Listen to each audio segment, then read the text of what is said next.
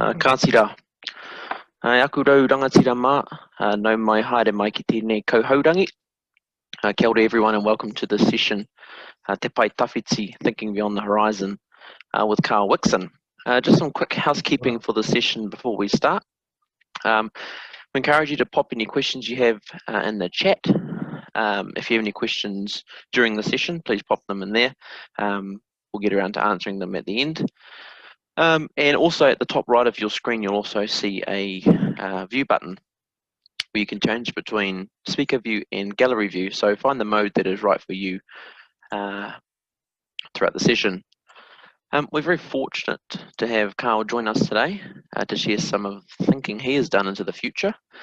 KARL is the director of Arahia, who specialise in achieving positive futures through leadership, strategy, change, growth, and innovation. So it's a pleasure to have KARL join us today for the hui ato.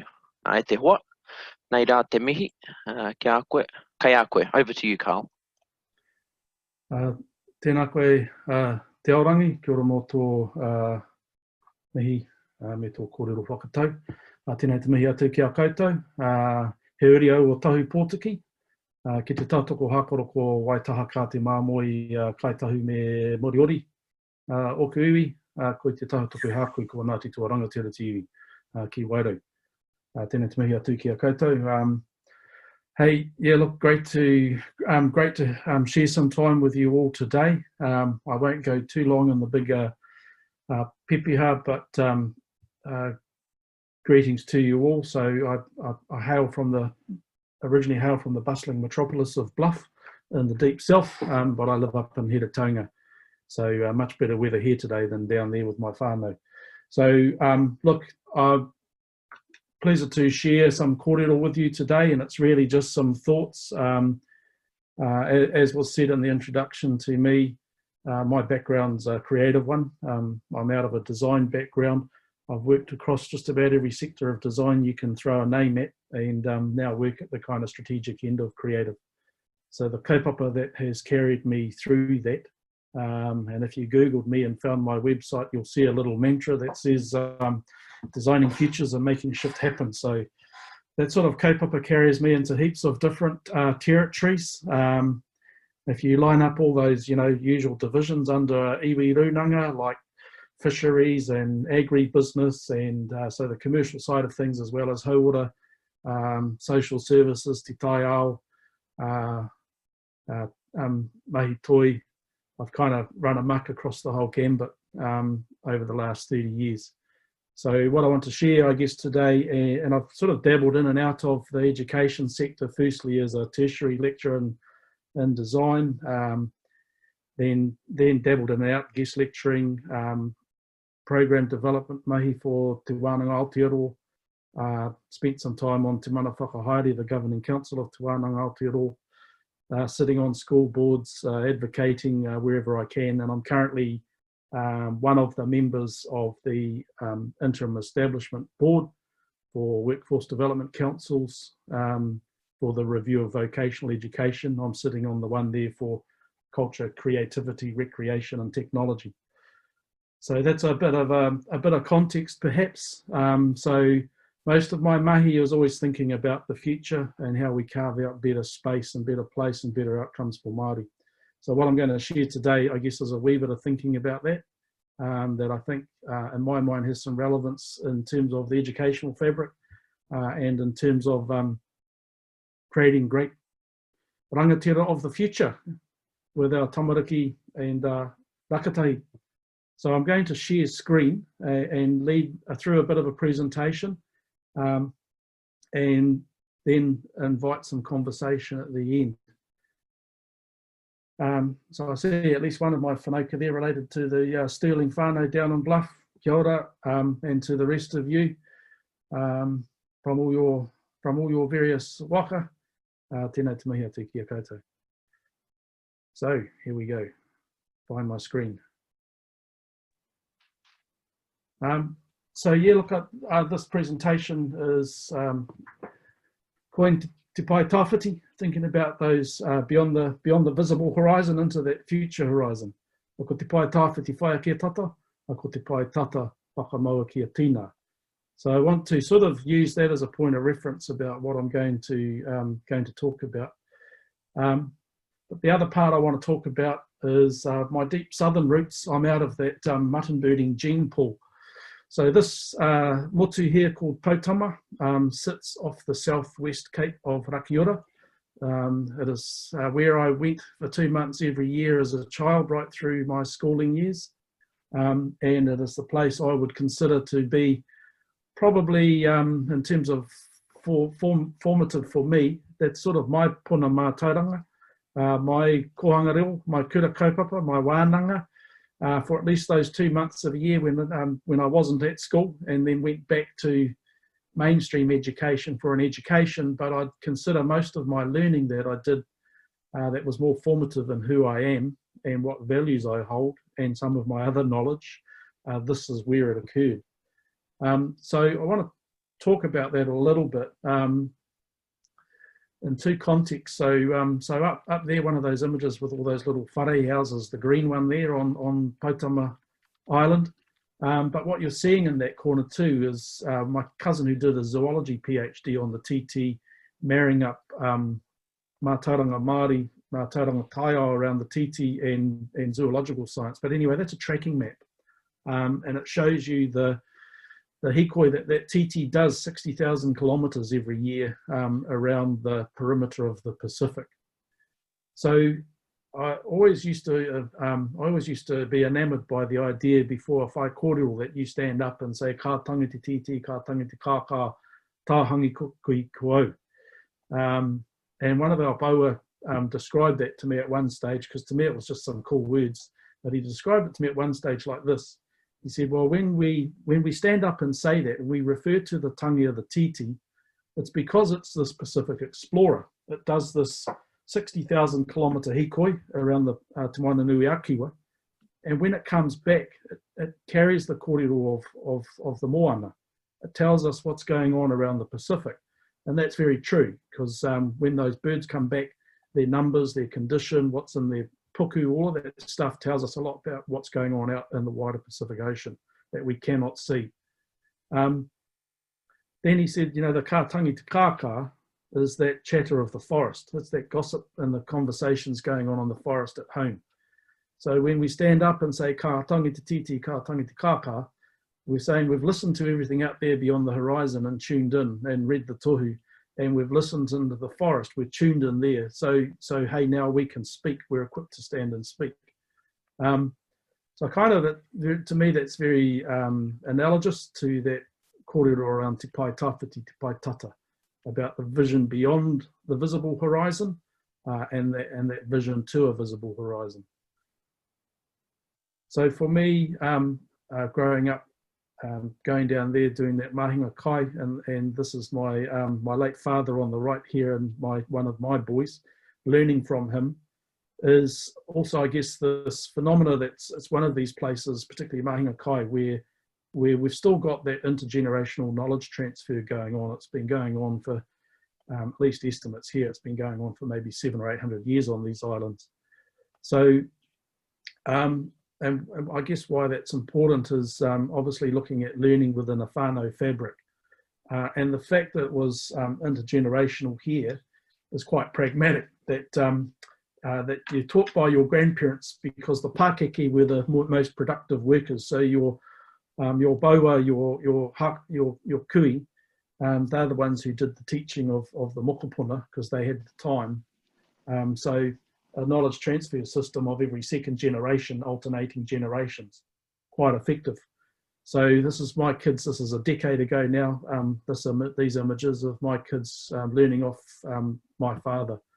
But of course, they're not just learning about how to catch a titi, they're listening to all those pūrākau, the whakapapa kōrero that goes with the islands and the place names on it, and the manu in that place, whilst learning those practical skills.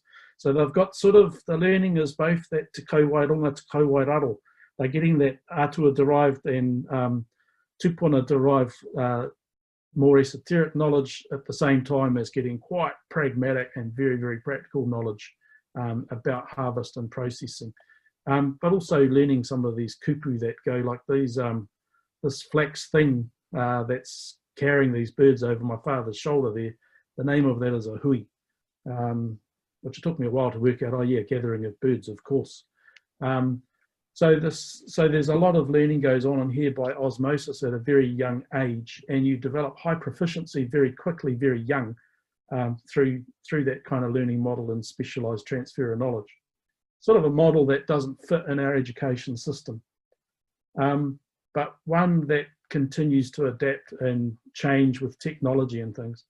So there's a few touchstones for me that you find, you find things in whakatauki, you find things in quotes that people say.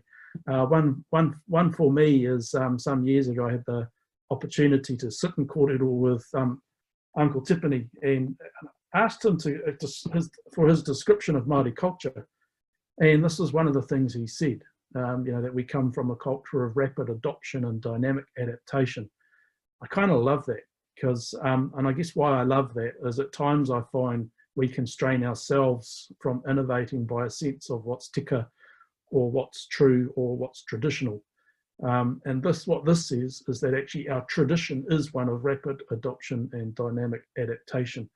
So our tūpuna very quickly, right from voyaging from Polynesia to here and then investigating the corners of our motu and down to these isles, had to work out what resources you could use to do what very quickly and innovated with them. So like this image on the left, painting done by one of my mates of these really large titi poha, in records, our titi poha, the kelp bags for preserving them, some of these ones, like in these images, portrayed, were said to be up to 6 foot long with a couple of hundred birds in them, carried over the shoulders of 2 men, and they were the ones that were traded with other iwi at great distance. So, there's this culture of looking around, adopting, adapting, and innovating. In my time, I guess that's things like, helicopters turning up, and how we utilise those on the islands now. Or, my father and I were tinkerers with developing a plucking machine for TT to speed up the plucking process. It started out with a couple of old, the washing machine roller unit off an old washing machine, getting the couple of rubber rollers rolling and an oven grate over it, that when you dragged the bird backwards across the rollers, it pulled the feathers down, the rollers gripped them and plucked it. So, that kind of tradition of innovations in the DNA. So kind of thinking like that, I guess, and the way I look at learning for our young, I guess it's this balance of being anchored in our whakapapa kōrero, being anchored in that mātauranga tuku iho from Te Ao Tawhiti. So knowing that legacy of our ancestry and the knowledge that comes with that, being grounded by it, underpinned by it, feeling confidence in your identity and kind of place to stand in the world, but then obviously also wanting to project out te pai tawhiti, to actually think well beyond the horizon. So I like this, that whakatauki around te pai tawhiti, whaia kia tata ko te whai tata, whakamaua kia tina, that view, that trying to stretch our view beyond the horizon, to imagine what is beyond the horizon as a destination, and then to be able to set our sights on the near horizon to start the voyage. So, I think in an educational context, what is that vision for our tamariki, for our rakatahi, to actually imagine that future for themselves beyond the visible, beyond the horizon, beyond what's in front of them, but to be able to backcast that to what's in front of them, to find themselves on that path. How do we create that line of sight for them with the confidence, I guess, of what I'd refer to the sort of base camp of identity and mātauranga.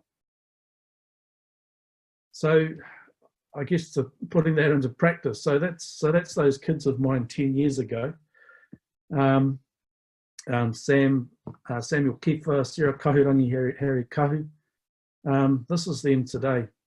And I guess I'd like to talk about this a little bit. I'm really proud of these kids. But we've sort of carried that philosophy through into parenting as well. So that's my son, Sam, on the left-hand side there with the Global Kaitiakitanga Project.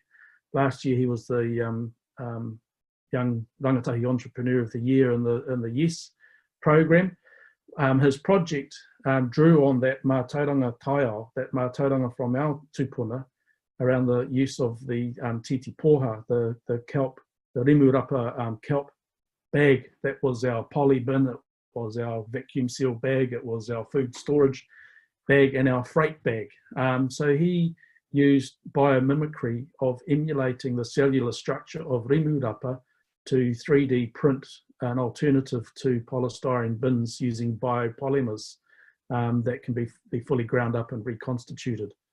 So he drew on that knowledge, but looked out beyond the horizon and looked at needs within Te Ao Māori for the fishery sector, where arguably we're high on sustainability, yet we're still using polystyrene bins.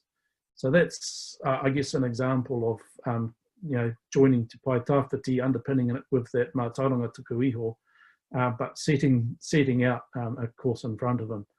So my daughter in the middle there, Sarah, if you've watched any chorus ads on TV up until recently, she featured in those ads as their series on Everyday Genius, and one of the things she did, looking here locally around the fruit industry, her and a couple of her friends at school, they turned apple waste into an alternative to the plastic fruit sticker.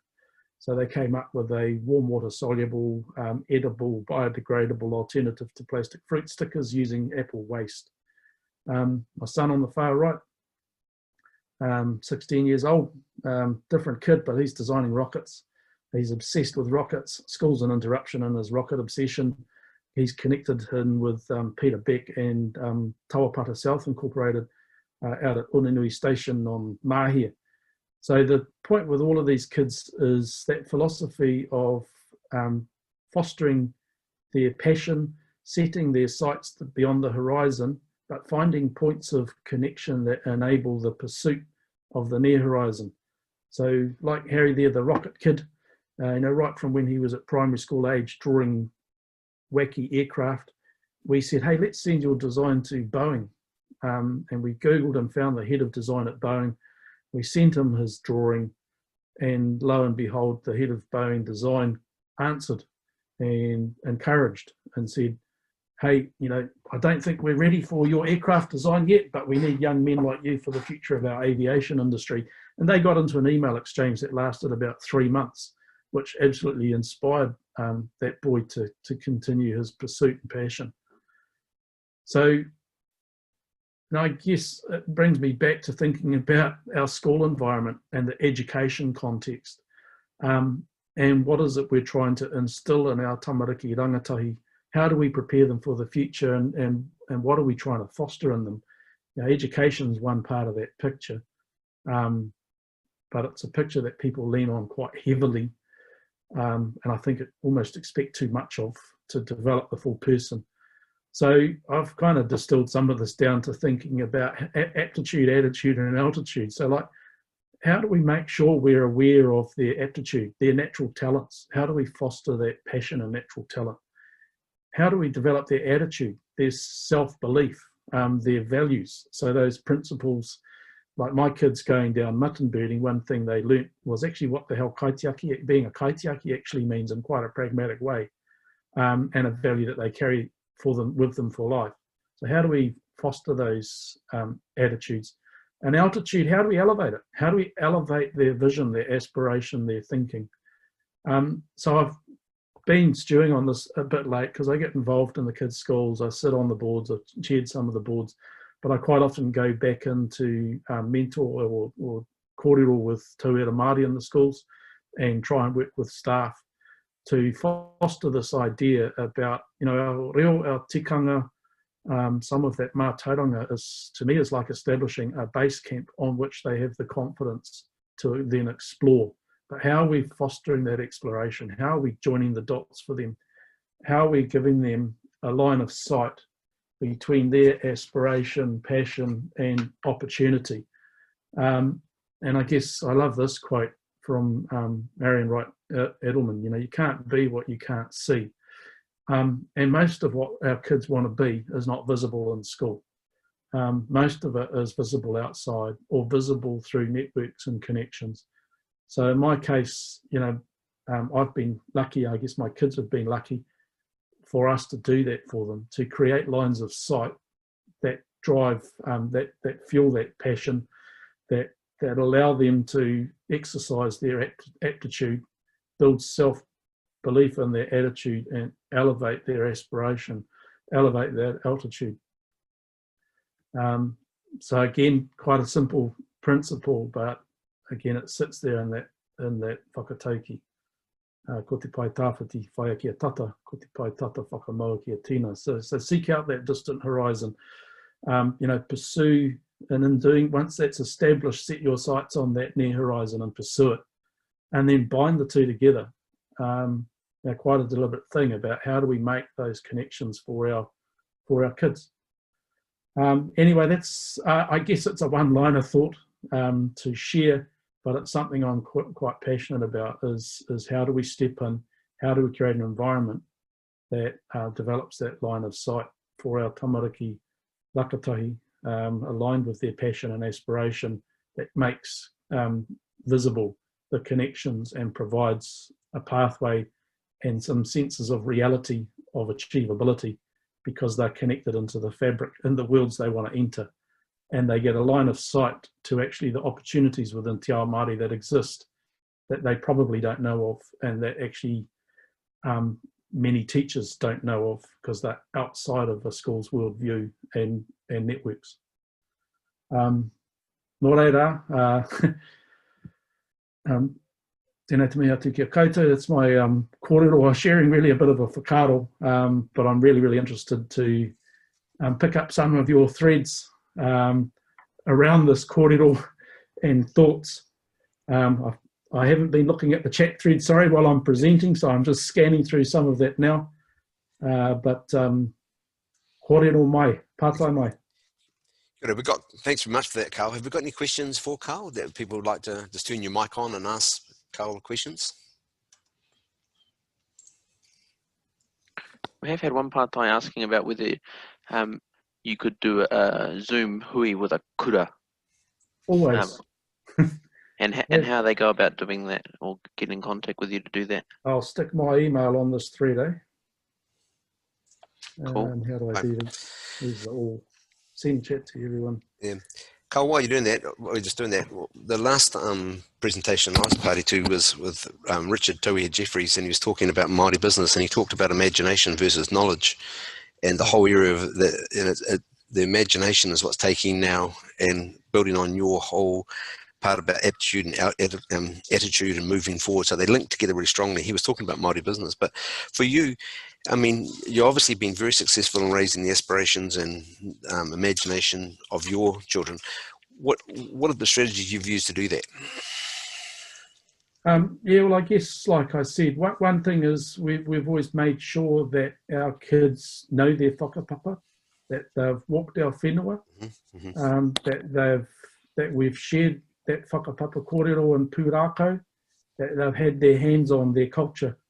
So as like many of us are deep south waitis, it's easy for them just to be Pākehā otherwise, because we look it.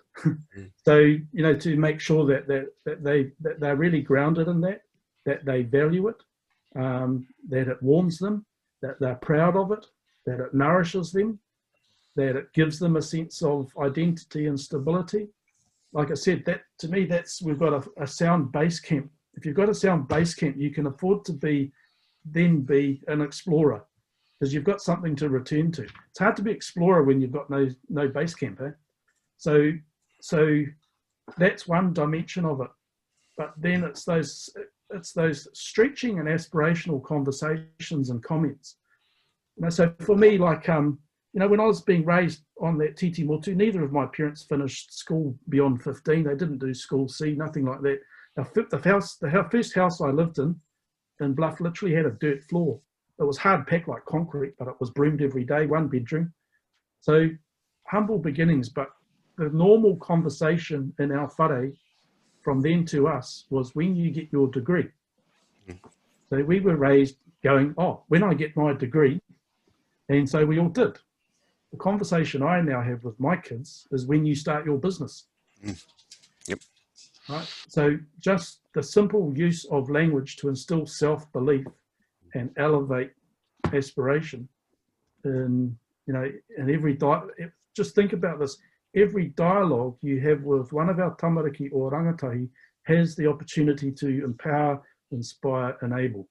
It also has the opportunity to disempower, kill aspirations, and disable. So the power's in those kupu, you know, that you share every day in every conversation with our kids. And I don't think many people, or some people, recognize how impactful that is, especially the down talking. You know, oh, you can't, you won't, I don't know how, I don't know who, oh, I don't think you'd ever be able to do that. You know, what is that saying to them? So we've always talked up, and we've always found opportunity, like I said, whether it was the, hey, love drawing planes, obsessed with planes, let's get hold of the head of design at Boeing. Went on to boats, connected him with a manufacturer of aluminium boats up in Whangarei, got on an email exchange. Rockets, he's now on Twitter communicating with Peter Beck, right? Talked about being up to that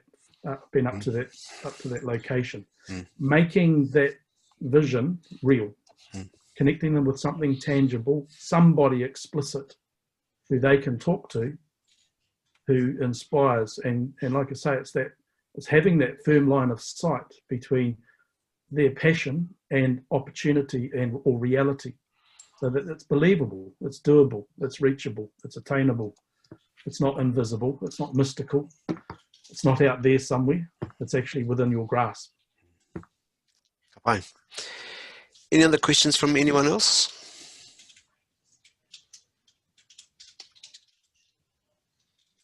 If not, I'll hand back over to Tauri. I've got a question of my own. And our kaupapa for Huiato this year has been katohera, karerehera, essentially as one day rises, as one day goes down or sets, another arises. And with this concept in mind, have you seen any opportunities arise, you know, in the last few months, particularly, you know, looking at where we've come from and where we've been? Have you seen any opportunities for the future or any new ways in which you are working in particular around innovation or te pai tawhiti? Look, I just think my view is they exist everywhere if you care to look. You know, I think, yes, there are some sectors moving quicker than others, and obviously the immediacy of COVID impacts. Some areas are struggling, some are thriving. But it's that question of caring to look, you know, and having the kōrero. You know, there's that other thing, you know, ko te kai a te rangatira he kōrero, ko te kai a te araki he whakarongo. You know, tuning in. So I don't think we do that often enough, just actually being connected and tuned in. Opportunities everywhere within Te Ao Māori.